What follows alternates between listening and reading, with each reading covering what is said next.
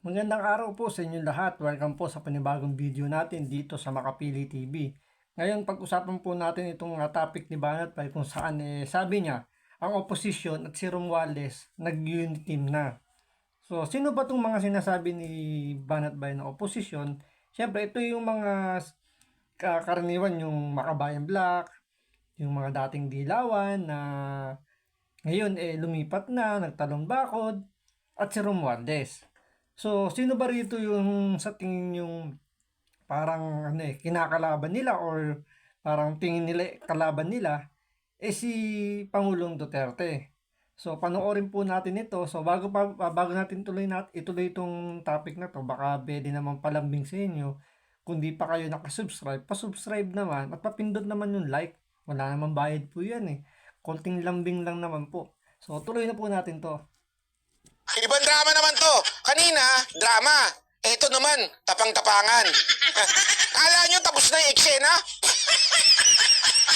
Ano ito TV series to Kanina may drama. Siyempre, di pwedeng walang drama. May konting comedy nga. Tumawa pa isa dun Diba? Nagpapatawa siya. Ewan ko kung sino nakakatawa pero patawa-tawa. Ito naman ngayon, may action. Kailangan may padrama-drama pa. Merong tapang-tapangan. Ito, pakinggan nyo yung tapang-tapangan pakinggan nyo. Medyo natakot ako dito Parang, talaga? Kapag ganun ako Punto niya, na trabaho lang, walang personalan. Tatayo ako laban sa sinuman na mananakot sa atin para masunod lamang ang gusto nila. Yan! Baka! Ay, extra! Ang tanong dyan, sino ba itong sinasabi ni Speaker Novales na lalabanan nila? Kasi hindi malinaw Wala naman silang binanggit yan kung sino. Kung meron man, parang hindi naman naghahamon ng... Kasi ang sabi nila, si Pangulong Duterte daw yun. Si Pangulong Duterte, nagtatanong lang naman na saan nila ginagamit yung kanilang mga pondo dahil nga hindi naman audit yun. So, gusto lang ni Pangulong Duterte na i-itemize nila yung mga gastos nila at hindi kailangan na certification lang ng pag-audit. Para sa kapakanan ng bayan. Naku, Ori, galit pa!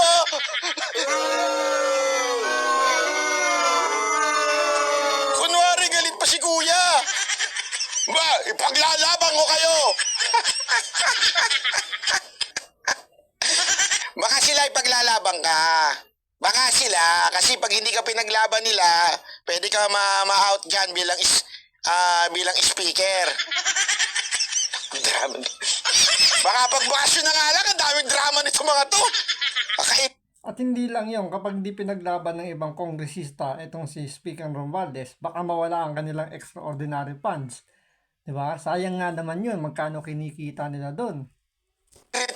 Tatanda ang tinawag ni dating Pangulong Rodrigo Duterte ang Kongreso na pinakabulok na institusyon sa bansa sa panayam sa SMNI Network. Kasunod ito ng pagharang ng Makabayan Block at liderato ng Kamara sa 650 million pesos na confidential funds na hinihingi ng DepEd at ng Office of the Vice President para sa susunod na taon. Julius, kapansin-pansin nga na isa sa mga hindi pumirma sa resolusyon ay ang kilalang kaalyado ng mga Duterte na si Deputy Speaker at dating Pangulong Gloria Macapagal-Arroyo. Ito'y kahit pa naghayag na rin nga ng suporta ang kanyang partido na lakas CMD sa liderato. Ayon doon sa kampo na Arroyo ay nasa labas pa ng bansa ang dating Pangulo pero tulad ng kanyang mga naunang pahayag ay... Alam mo, so ang hindi daw pumirma ay si former President Gloria Macapagal-Arroyo. Alam nyo, ito lang masasabi ko sa inyo. Ay nako, sobrang bilog talaga ang mundo, no? Dati, nagtalunan yung mga animal na yan sa PDP nung presidente si Pangulong Duterte. Tapos, nung presidente na ito si Marcos, nagtalunan sa partido lahat ni Romualdez. Diba? Ngayon may pa-resign pa. Nik-nik nyo talaga.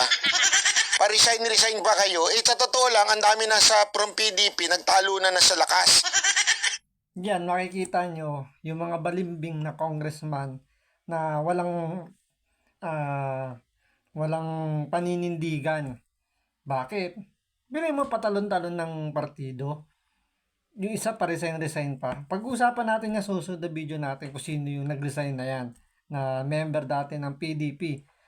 So, doon, makikita nyo na patalon-talon ng mga partido, and yet, binoboto pa rin sila ng kanilang mga constituent na kahit alam nilang balimbing yung kanilang mga congressman. Ang dami yung, ang dami yung eksena. Ang dami ninyong eksena.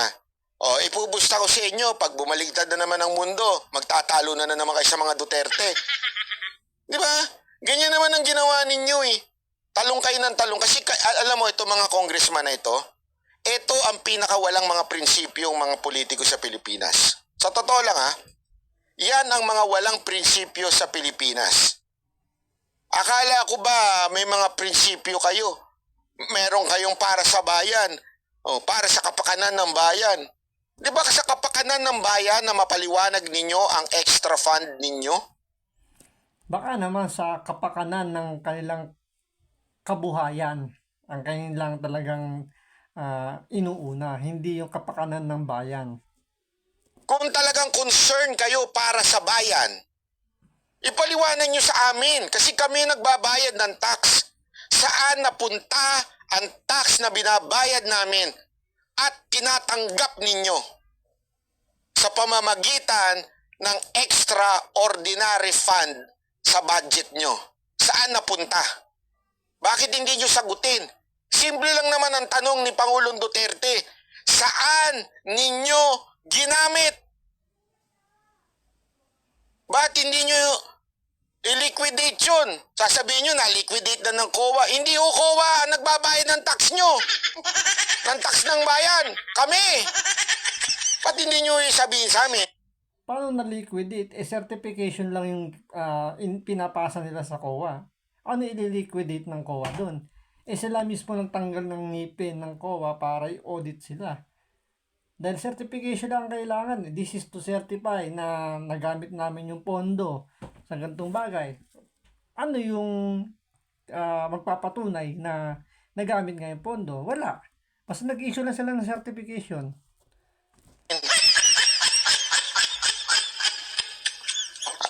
So, pasensya na ha, yung sino man yung PDP na yon. Ang dami mong drama, boss. Boss, at sa totoo lang, ang tanda-tanda nyo na, ang dami nyo pang drama. Ilabas nyo na lang, asan yung confidence ay yung inyong extraordinary fund. Meron ba kayong natanggap? At saan ninyo naggamit kung kayo ay may natanggap?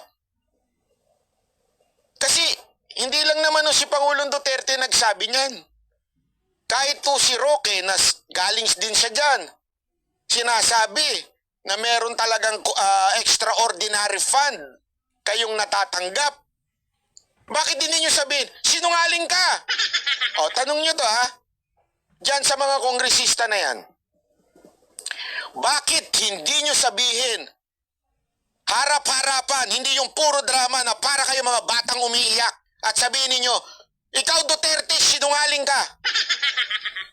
Hindi nyo ba napansin yon? Ni isang congressman, wala man lang nagpasinungaling o nagpasabing hindi totoo yung sinasabi ni Pangulong Duterte na tungkol sa extraordinary funds. Ang ego nila tinamaan doon nang sinabi kasi ni Pangulong Duterte na ang pinaka-bulok ng sistema ay isang kongreso. So, yung buong institusyon, yung kanyang binabanatan, hindi naman yung tao. Pero umaalma tong mga congressman. Which is, totoo naman, di ba? Kahit naman, tanungin nyo, sino ba yung pinaka-corrupt dyan? Kaya nga ang imahe ba ng mga congressman yung buhaya? Di ba? Wala kaming extraordinary fund, ba't di nyo sabihin ng ganyan? Ba't di nyo kaya? Ha? Kasi nga, meron talaga. Di ba? Kung talagang wala, at kayo ay honest sa buong puso ninyo na ginagamit nyo yung para sa bayan, bakit din nyo sabihan na sinungaling si Pangulong Duterte? Hindi totoo yan. Sinungaling ka, Rocky, walang ganyan kaming natatanggap. Di ba? Ganun lang kasimple. Kasi ako, pag may nagsinungaling sa akin, sabihin sa akin, pangit ka, sinungaling ka! Yun lang. Kahit siguro ako, sasabihin ko din yun, tawagin akong pangit, sasabihin ko sinungaling. Siyempre, asset natin, no? Di ba? Kapag sinabi ka ng, pangit ka, Banat Bay! Sinungaling ka! Sabi ng nanay ko, pogi ako. Kaya ko sabihin yun. Di ba? Kasi alam ko nagsisinungaling, Dave. Joke lang yun. Pero totoo, di ba? Kung sabihan ka ng something, kaya ko sabihin Kanina nga, sinabihan ako ng isa na fake news. Sinagot ko dun sa live niya. Sinungaling ka. Ginanong ko talaga. Hulaan nyo kung sino sinagot kong ganon. Kung nanonood kayo, meron akong pinanood na doon, sabi sa akin, si Banat Bay nananawagan ng people power. Kailan ako nanawagan ng people power? Sinungaling kang animal ka. Kahit kailan di ako nanawagan ng people power because I do not believe na kailangan mag-alsa ng taong bayan. People power through social media, eto, share. Yan. Pero yung mag-alsa, naku po, tigil-tigilan nyo ako sa kasinungalingan nyo, ha?